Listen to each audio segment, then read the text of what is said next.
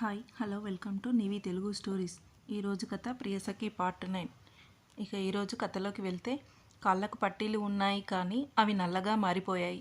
వాటిని చూసుకొని నాకు ఇవి చాలే, అత్యాశకి పోకూడదు అని తనకి తానే చెప్పుకుంటుంది. ఇంతలో ఏదో అలికిడి అవ్వటంతో వెనక్కి తిరిగి తనకి ఆకాష్ లోపలికి వస్తూ కనిపిస్తాడు. అతని ముందు ఉండాలని లేదు తనకి, వెళ్ళిపోవాలి అనిపిస్తుంటే నీలిమ ఏమి ఆలోచిస్తుందో మన ఆకాష్ అంచనా వేయటంతో గడియ పెట్టేశాడు. ఎందుకు గడియ పెట్టాడు అర్థం కాక చూస్తుంటే, ఏంటి బయటకు వెళ్దాం అనుకున్నావుగా, ఇప్పుడు ఎలా వెళ్తావో వెళ్ళు అని తాపీగా మంచం మీద కూర్చొని చూస్తున్నాడు. బాగున్నావు ఏంటి మేడం, ఇంతగా రెడీ అయ్యి ఎవరిని పడేద్దామని అనగానే, మీకోసం మాత్రం కాదులే, నాకు పడేవాళ్ళు, నన్నుగా ప్రేమించేవాళ్ళు ఉన్నారులే, వాళ్ళ కోసం. ఓహో అవునా, ఇంతకీ ఎవరు? అది మేము తెలుసుకోవచ్చా? బేషుగ్గా తెలుసుకోవచ్చు, కానీ నేను చెప్పను. మీకెందుకు? ఎవరైతే ఎవరూ లేనప్పుడు ఎందుకే ఈ బిల్డప్? సరేలే, నీకు ఒక మాట చెప్పాలి అని ఉంది. నువ్వు అని దగ్గరగా వచ్చి నీలిమ కళ్ళల్లో చూస్తూ కళ్ళకి కాటుగా తీసి చెవి వెనుక పెడుతూ, చాలా చాలా బాగున్నావు అమ్ము బంగారం అనగానే, నిజంగానా? నిజంగా ఎంత బాగున్నావో తెలుసా? ఎవరైనా నిన్ను ఇలా చూస్తే ఇట్టే ప్రేమలో పడిపోతారు. అవునా? అయితే మీరు ప్రేమలో పడిపోయారా నాతో? ఆకాష్ అలాగే చూస్తూ ఉంటే ఏం చెప్తాడు అని ఆశగా చూస్తుంది. ఇంతకుముందు జరిగిన మాటలు అబద్ధం అయితే బాగుండు అని ఆశపడుతుంది. కానీ రాబోయే మరో 24 గంటల్లో తన మనస్సు 1000 ముక్కలు అవుతుందని ఊహించని దూరం వారి మధ్య ఏర్పడుతుందని తెలియదు కదా. ఇంతలో తలుపు సౌండ్ రావటంతో రాజీగారు లోపలికి రావటం ఒకేసారి జరిగిపోయాయి. నీలిమ, అసలు నువ్వేనా? ఎంత అందంగా ఉన్నావో, నిన్ను చూస్తూ ఉంటే 2 కళ్ళు చాలలేదు అమ్మా, నా బంగారం అని మొటికలు విరుస్తారు. నీలిమ చిన్న నవ్వు ఇచ్చి ఊరుకుంటే, చిన్న నిజంగానే నీ గెస్ కరెక్ట్ కన్నా, మీ ఆవిడ ఈ చీరలో సాక్షాత్తు పార్వతీదేవిలా ఉందిరా. ఏమో అనుకున్నా కానీ నువ్వు మామూలుడివి కాదు. సరిగ్గా మీ ఆవిడకి ఏవి సూట్ అవుతాయో అవే తీసుకున్నావు అన్న మాటలకి నీలిమ ఆశ్చర్యపోతుంది. ఏంటి అలా చూస్తున్నావు? నువ్వు మీ ఆయన గెస్ చేసినట్లు వాడుకొన్నవే ధరించావు. నేను కొన్నవి నీకు నచ్చలేదా అని రాజీగారు బుంగమూతి పెట్టి అడుగుతుంటే షాక్ అవ్వడం మన పాప వంతు అయింది. అసలు తనకి ఏమీ అర్థం అవ్వట్లేదు. ఆయన నా కోసం తీసుకురావడం ఏంటి? సరిగ్గా ఆయన తెచ్చినవే వేసుకున్నా అంటున్నారు. అసలు ఏం జరుగుతుంది? కన్నా, మన బెట్లో నువ్వే గెలిచావు. నువ్వు చెప్పినట్లే నీ పెళ్ళాం నువ్వు సెలెక్ట్ చేసినవే వేసుకుంది. ఏంటి బెట్ కట్టుకున్నారా? అంటే నేను వేసుకుంది ఆయన తీసుకున్నవా? నాకి అవే నచ్చుతాయి అని, నేను అవే వేసుకుంటాను అని తనకి ఎలా తెలుసు? ఎందుకంటే నువ్వంటే వాడికి ఇష్టం కాబట్టి. ఆ మాటలు ఎక్కడి నుంచి వస్తున్నాయా అని చూస్తుంటే రాజీగారి నోట నుంచి వచ్చిన పదాలు అవి. నీలిమ ప్రశ్న చదివినట్లు ఆవిడ సమాధానం చెప్పడం తనకి గందరగోళంగా ఉంది. అవునా?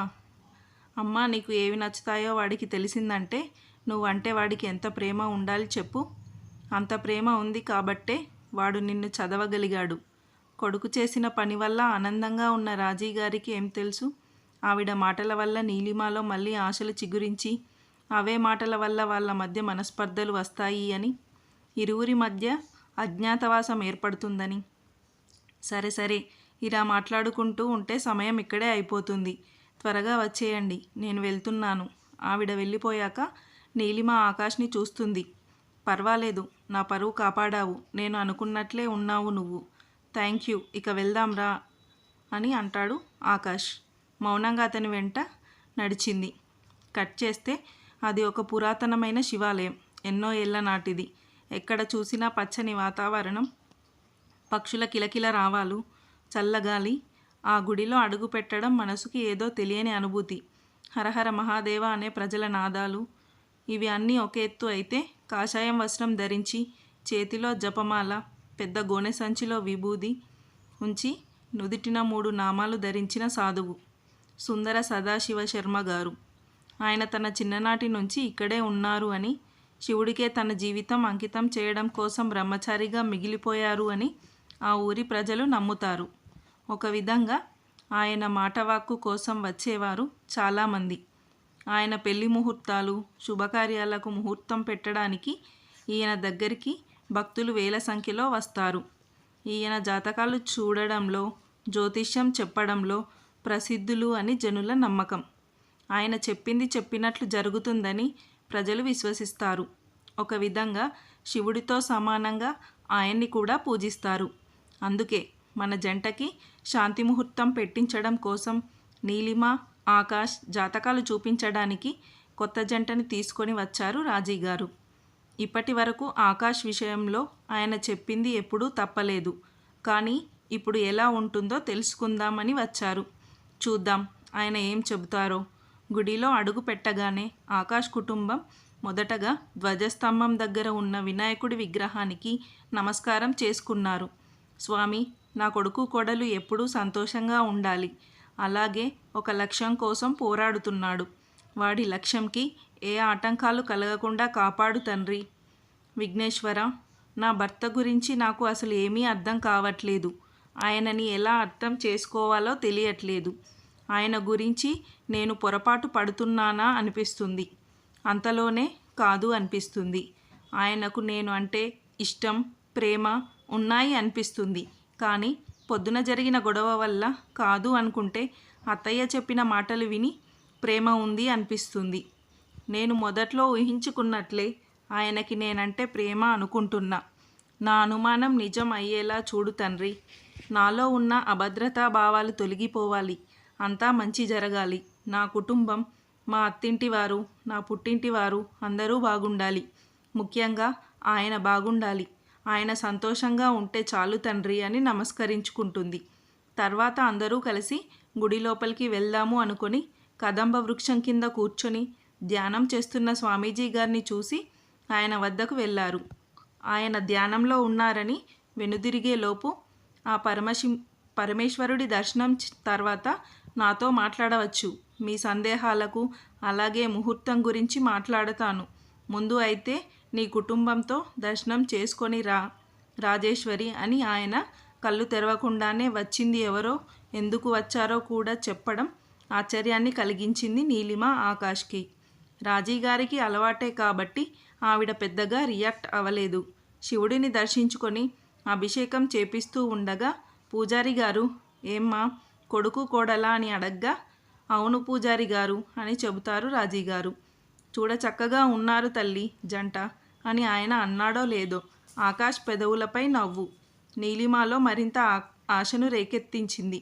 అనుకోకుండా ఇద్దరూ ఒకరినొకరు చూస్తున్నారు.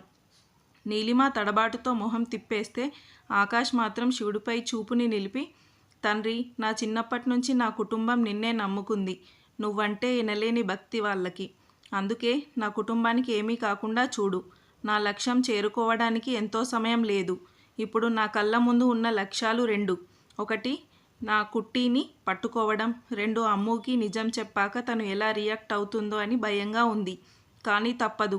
మనసులో ఒకరిని పెట్టుకొని వేరొకరితో కాపురం చేయలేను. అది తప్పు, ఒప్పుకుంటాను. అంత తెలిసిన వాడివి తన మెడలో తాళి ఎందుకు కట్టావు అని. అది ఎందుకో వేరే వాళ్ళ సొంతం అవుతుంది అంటే నాకు అస్సలు నచ్చలేదు. కారణం తెలియదు కానీ నాకు మాత్రం ఆ క్షణం చేసుకోకపోతే ఏదో కోల్పోతున్న ఫీలింగ్ వచ్చింది. అందుకే క్షణం కూడా ఆలస్యం చేయకుండా దాన్ని చేసుకున్నా. అప్పుడు నాకు ఊపిరి అందిన ఫీలింగ్ వచ్చింది. ఆ సాగర్ గాడు కాకుండా వేరే వాళ్ళు అయినా నేను వదిలేసేవాడిని. కానీ వాడెక్కడ తాళి కడతాడో అనిపించింది. అయినా నేను ఉండగా అమ్ముని వేరే వాళ్ళు ఎందుకు ఇచ్చి పెళ్లి చేస్తాను? ఎందుకు చేయకూడదు? ఏమో నాకేమీ అర్థం కావట్లేదు. కానీ ఈరోజు దానితో నా మనసులో మాట చెప్పాలి. చెప్పాక ఎలా రియాక్ట్ అవుతుందో. అసలే పొద్దున్నుంచి మాట్లాడకుండా చంపుతుంది రాత్రి జరిగిన గొడవ వల్ల. ఏదేమైనా అది నా మీద ఫీలింగ్స్ పెంచుకోకముందే నిజం చెప్పాలి. లేకపోతే చాలా కష్టం నాకు ధైర్యం ప్రసాదించు అయ్యా అని ఆకాష్ మనసులో అనుకుంటాడు. దర్శనం అయిన వెంటనే స్వామీజీ దగ్గరకు వెళ్ళారు ముగ్గురు. నమస్కారం స్వామి. బాగున్నావా రాజేశ్వరి? బాగున్నా స్వామి. వివేక్ ఎలా ఉన్నాడు? ఆయన కూడా బాగున్నారు. స్వామి, నేనెందుకు వచ్చానో మీకు ఈపాటికే అర్థమై ఉంటుంది. తెలుసు రాజేశ్వరి. నీతో పాటు నీ కొడుక్కి కూడా ఉన్న సందేహాలు అన్నీ తీరుస్తాను. కూర్చోండి. జాతకాలు తెచ్చావా రాజేశ్వరి? తీసుకొచ్చాను స్వామి, ఇదిగోండి. ఒక 10 నిమిషాలు పరిశీలించి చిన్న చిరునవ్వు చిందిస్తూ ఆవిడ చేతికి జాతకాలు ఇచ్చి కొత్త జంట వైపు చూస్తూ ఉంటే, ఎందుకు, ఏమైంది స్వామి అలా చూస్తున్నారు? ఇంతకీ జాతకాలు ముహూర్తం గురించి ఏమీ చెప్పలేదు. ఏదైనా సమస్యనా? అవును, సమస్య లాంటిదే. ఏమంటున్నారు స్వామి? అంటే జాతకాలు కలవలేదా? జాతకాలు కాదు కలవాల్సింది, వీళ్ళ మనసులు. ఏమంటున్నారు స్వామి? నాకు ఏమీ అర్థం కావట్లేదు. అమ్మా, ఇద్దరి జాతకాలు కలిశాయి. కానీ ఏమైంది గురువుగారు? వీళ్ళిద్దరి జాతకంలో విపరీతమైన మార్పులు కనిపిస్తున్నాయి. అంటే వీళ్ళిద్దరి జాతకం ప్రకారం ప్రమాదం పొంచి ఉంది. ఏ సమయంలో అది సంభవిస్తుందో చెప్పలేము స్వామి. మరి దీనికి పరిష్కారం లేదా? నేను చెప్పడం ఇంకా పూర్తి కాలేదు. వీళ్ళిద్దరి జాతకం ప్రకారం వీరి మధ్య ఎడబాటు ఏర్పడుతుంది. వీళ్ళను విడదీయడానికి విధి విచిత్రమైన ఆట ఆడబోతుంది.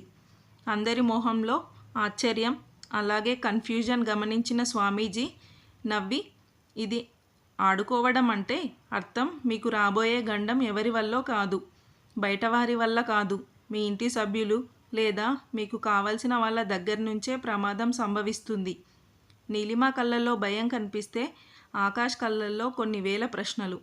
ఈరోజు సత్యనారాయణ వ్రతం అయిపోయాక శాంతి ముహూర్తం ఎప్పుడు అనుకున్నారు? ఈ రోజుకు రాత్రి స్వామి. రాత్రికి కాదు, వ్రతం కూడా ఇప్పుడు కాదు. ఇంటికి వెళ్ళిన వెంటనే శాంతి ముహూర్తం పెంటించండి. ఆ తర్వాత ఏం చేయాలో నేను చెబుతాను. రాజీగారు ఆశ్చర్యం మరియు ప్రశ్నార్థకంగా చూస్తుంటే, నీ ప్రశ్నలకు సమాధానం చెప్పే సమయం వచ్చినప్పుడు నన్ను వెతుక్కుంటూ నువ్వే వస్తావు. ఇంకా మీ ఇద్దరికీ చెప్పే విషయాలు చాలా ఉన్నాయి. కానీ నేను మీకు ఒకటే చెప్పగలను. చూడు ఆకాష్, నువ్వు దేనికోసం నీ పోరాటం మొదలు పెట్టావో, దేనికోసం పావులు కదిపావో అది నీకు సమీపంలోనే ఉంది. దేనినైతే నువ్వు చేపట్టావో అది నీది మాత్రమే. దేనికోసం నువ్వు వెతుకుతున్నావో అది కళ్ళ ముందు ఉన్నా కనిపెట్టలేకపోతున్నావు. నీది అయినది నీది కాదు అని భ్రమపడుతున్నావు. ఒకసారి మూసుకుపోయిన నీ కళ్ళు మనసు తెరిచి చూడు. అప్పుడు కనిపిస్తుంది, నీ కళ్ళ ముందు ఉన్నదాన్ని నువ్వు చూడలేకపోతున్నావు. అది నీ చూపు నుంచి దాటిన క్షణం దాని విలువ తెలుస్తుంది. నువ్వు తీసుకున్న నిర్ణయం దైవాజ్ఞ. నువ్వు ఏది చేయాలి అని ఎదురు చూస్తున్నావో అది నిర్విఘ్నంగా పూర్తి చేస్తావు. ఒక్క మాటలో చెప్పాలి అంటే ఈ శాంతి ముహూర్తం తర్వాత మీ ఇద్దరి జీవితాలు మలుపు తిరగబోతున్నాయి. రేపు ఇద్దరూ మీ కొత్త సందేహాలతో తిరిగి నా దగ్గరికే వస్తారు. అప్పటి నుంచి మీ అసలు ప్రయాణం మొదలవుతుంది. రేపు మళ్ళీ కలుద్దాం, వెళ్ళిరండి. శాంతి ముహూర్తం తర్వాత ఏం జరుగుతుంది? స్వామీజీ ఎందుకు హెచ్చరించారు? వీళ్ళ ఎడబాటు నిజం కాబోతుందా? తర్వాత ఎపిసోడ్స్లో చూద్దాం. ఛానల్ని తప్పకుండా సబ్స్క్రైబ్ చేసుకోండి. Thank you.